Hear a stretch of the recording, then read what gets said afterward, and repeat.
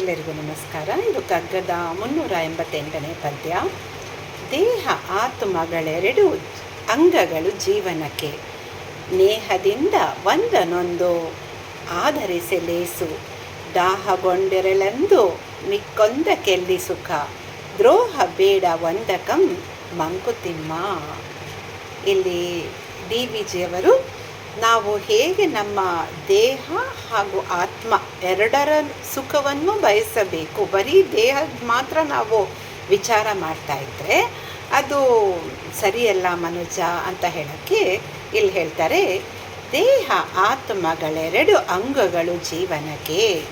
ಅಂದರೆ ಜೀವನದ ಎರಡು ಅಂಗಗಳು ಯಾವುದಂತೆ, ದೇಹ ಮತ್ತು ಆತ್ಮ, ಇದೆರಡು ನಮ್ಮ ಜೀವನದ ಅಂಗಗಳು. ಮುಂದೆ ಹೇಳ್ತಾರೆ, ನೇಹದಿಂದ ಅಂದರೆ ಒಂದು ಸ್ನೇಹದಿಂದ, ಒಂದನೊಂದು ಆಧರಿಸಿ ಲೇಸು ಅಂದರೆ ನಾವೇನು ಮಾಡಬೇಕಂತೆ, ಸ್ನೇಹದಿಂದ ಒಂದರಿಂದ ಮತ್ತೊಂದು ಎರಡನ್ನೂ ಆಧರಿಸಬೇಕು ಅಂತಾರೆ.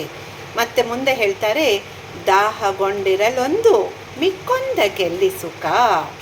ಅಂದರೆ ಒಂದು ದಾಹಗೊಂಡಿದ್ರೆ ಅಂದರೆ ಒಂದಕ್ಕೆ ಬಾಯಾರಿಕೆ ಆಗಿದ್ರೆ ಅಂತ. ಇಲ್ಲಿ ದಾಹ ಅಂದರೆ ಅದಕ್ಕೇನೋ ಬೇಕು ಅಂತ ಅದು ತುಳಿತಾ ಇದ್ದರೆ ನೀನು ಅದನ್ನು ನೆಗ್ಲೆಕ್ಟ್ ಮಾಡಿಬಿಟ್ರೆ ಅದು ಇನ್ನೊಂದಕ್ಕೆ ಹೇಗೆ ಸುಖ. ಅಂದರೆ ನೀನು ದೇಹಕ್ಕೆ ನೀನು ಯಾವ ರೀತಿ ಒಂದು ಒಳ್ಳೆಯ ಆಹಾರ ಮತ್ತು ವ್ಯಾಯಾಮಗಳು ಮಾಡ್ತಿರ್ತೀಯೋ ಅದೇ ತರಹ ಆ ಆತ್ಮದ ಒಂದು ಬಲಕ್ಕೋಸ್ಕರನೂ ನೀನು ಏನಾದರೂ ಮಾಡಬೇಕು ಮನುಜ. ಮುಂದೆ ಹೇಳ್ತಾರೆ, ದ್ರೋಹ ಬೇಡೊಂದಕಂ, ದ್ರೋಹ ಬಗಿಬೇಡ ಅಂತ ಹೇಳ್ತಾರೆ. ಅಂದರೆ ಬರೀ ದೇಹವನ್ನು ನೀನು ಪೋಷಿಸ್ಕೊಳ್ಳೋದ್ರಲ್ಲಿ ನೀನು ಇದ್ದುಬಿಟ್ರೆ ನೀನು ಆವಾಗ ಆತ್ಮಕ್ಕೆ ಒಂದು ದ್ರೋಹ ಮಾಡ್ತಿದ್ಯಾ, ಅಥವಾ ಬರೀ ಆತ್ಮವನ್ನು ಪೋಷಿಸ್ಕೊಳ್ಳೋದ್ರಲ್ಲಿದ್ದರೆ ದೇಹಕ್ಕೆ ನೀನು ಮೋಸ ಮಾಡ್ತಿದ್ಯಾ. ಆ ದೇಹ ಆತ್ಮ ಎರಡನ್ನೂ ನೀನು ಕಾಯ್ದುಕೊಂಡಾಗ ಒಂದು ಜೀವನ ಸುಂದರವಾಗಿರಲಿಕ್ಕೆ ಸಾಧ್ಯ ಅಂತ ಹೇಳ್ತಾರೆ. ಅಂದರೆ ಇಲ್ಲಿ ನಮ್ಮ ಆತ್ಮಬಲ ಯಾವಾಗ ನಮಗೆ ಜಾಸ್ತಿ ಆಗತ್ತೆ, ಯಾವಾಗ ನಾವು ಆಧ್ಯಾತ್ಮದ ಕಡೆಗೆ ಒಂದು ವಿಚಾರಗಳನ್ನು ತಿಳಿದುಕೊಂಡು ಅದನ್ನು ಒಂದು ರೂಢಿಸಿಕೊಂಡಾಗ ನಮ್ಮ ಜೀವನದಲ್ಲಿ ಆ ಆತ್ಮಕ್ಕೆ ಒಂದು ಬಲ ಸಿಗತ್ತೆ. ದೇಹ ಬಲ ಹೇಗೆ ಆಗತ್ತೆ ನಮಗೆಲ್ಲರಿಗೂ ಗೊತ್ತು. ಒಳ್ಳೆ ನ್ಯೂಟ್ರಿಷಸ್ ಫುಡ್ ತಗೋತೀವಿ, ವ್ಯಾಯಾಮ ಮಾಡ್ತೀವಿ, ಎಲ್ಲ ಮಾಡಿದಾಗ ನಮಗೆ ಒಂದು ದೇಹದಲ್ಲಿ ಒಂದು ಬಲ ಜಾಸ್ತಿ ಆಗತ್ತೆ.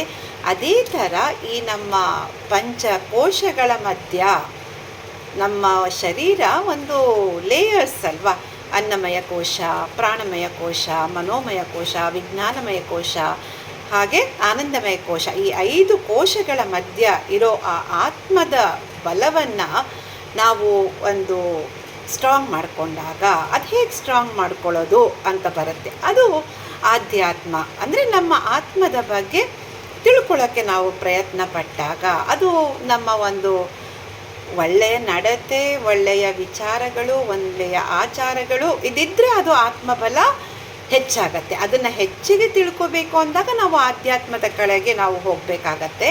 ಆದರೆ ಒಂದು ಜನಜೀವನದ ದಿನದ ಒಂದು ಕಾರ್ಯಗಳ ಮಧ್ಯ ಪ್ರತಿಯೊಬ್ಬರಿಗೂ ಅದು ಮಾಡಲಿಕ್ಕೆ ಸಾಧ್ಯವಾಗೋದಿಲ್ಲ. ಆದ್ದರಿಂದ ನಮ್ಮ ಒಳ್ಳೆಯ ವಿಚಾರಗಳು, ಆಚಾರಗಳು, ಒಂದು ಪ್ರೀತಿಯಿಂದ ಇರೋದು, ಒಂದು ಮಮತೆ, ದಯೆ, ಇದೆಲ್ಲ ನಮ್ಮಲ್ಲಿ ಇದ್ದಾಗ ಅದು ಒಂದು ಆತ್ಮದ ಬಲವನ್ನು ಹೆಚ್ಚಿಸುತ್ತೆ. ಅಂದರೆ ಒಂದು ನಮ್ಮ ಬಿಹೇವಿಯರ್ ಯಾವ ಥರ ಇರಬೇಕು, ಬರೀ ನಾವು ಊಟ ತಿಂಡಿ ಚೆನ್ನಾಗಿ ಮಾಡ್ತಾಯಿದ್ದೀವಿ ಅದರಿಂದ ನಾವು ಚೆನ್ನಾಗಿರ್ತೀವಿ ಅಂತ ಮನುಜ ನೀನು ಅಂದ್ಕೊಂಡ್ಬಿಟ್ಟಿದ್ರೆ ಅದು ಸಾಧ್ಯವಿಲ್ಲ. ನಿನ್ನ ದೇಹ ಹಾಗೂ ಆತ್ಮಗಳ ಬಲವ ಎರಡನ್ನೂ ಹೆಚ್ಚಿಸ್ಕೊಂಡಾಗ ಮಾತ್ರ ನಿನಗೆ ಒಂದು ಒಳ್ಳೆಯ ಜೀವನ ದೊರೆಯಲಿಕ್ಕೆ ಸಾಧ್ಯ ಎಂಬ ಮಾತನ್ನು ಈ ಪದ್ಯದ ಮೂಲಕ ನಮಗೆ ತಿಳಿಸ್ಕೊಡ್ತಾ ಇದ್ದಾರೆ. ಧನ್ಯವಾದಗಳು.